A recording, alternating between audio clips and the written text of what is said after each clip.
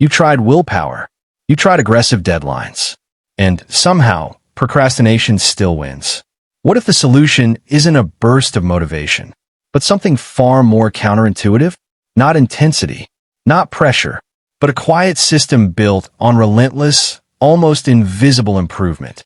Procrastination doesn't usually look dramatic. It looks like, I'll do it later. Let me just think about it more. I'll start when I feel ready. And most advice tells you to fight it with more motivation, more discipline, more pressure. But if those worked, procrastination wouldn't keep coming back. Today, I want to show you something different. Not a hack, not a burst of motivation, but a quiet system. One that makes procrastination unnecessary by changing how action begins in your brain. Procrastination isn't a character flaw. It's a protective response. Your brain's job is to conserve energy and avoid uncertainty. So when a task feels vague, mentally heavy, or emotionally risky, your brain delays it. Not because you're lazy, but because delay feels safer than starting. This is why shouting at yourself doesn't work. Pressure increases the threat. Threat increases avoidance. The problem isn't effort. It's how the task is framed. Big goals sound impressive. I'll be consistent. I'll stop procrastinating. I'll work for 2 hours every day. But big declarations create big resistance. Your brain hears them and asks, can I sustain this? What if I fail? Where do I even begin? When the answer isn't clear, the brain chooses the safest option. Delay.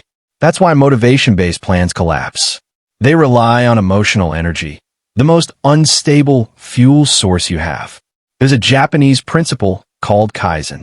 It means continuous improvement through small, almost invisible steps.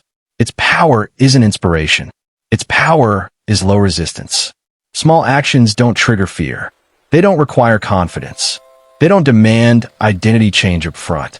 They slip past resistance. And that's the key. This system has 3 parts. First, make starting harmless. Your only rule is to reduce the cost of starting until your brain stops objecting. Not finishing. Not doing it well. Just starting. Open the document. Write 1 bad sentence. Work for 2 minutes. When starting feels safe, procrastination loses its grip. Second, pre-design responses to resistance. Procrastination shows up predictably, so you don't fight it. You prepare for it. If you feel confused, write questions. If you feel afraid, do the worst version. If you feel overwhelmed, take the first visible step. No decisions. No debates. Systems remove choice. Choice creates delay. Third, track evidence, not motivation. At the end of the day, write down 1 small action you took. This isn't for encouragement. It's for identity proof. Your brain believes evidence more than intentions. Small proof, repeated daily, rewires your self-image. This works because it changes the loop. The old loop is task, threat, delay, guilt. The new loop is small action, safety, momentum, trust. Dopamine rewards completion. Completion builds familiarity. Familiarity removes fear. Eventually, starting feels normal. And when starting feels normal, procrastination has nothing left to protect you from.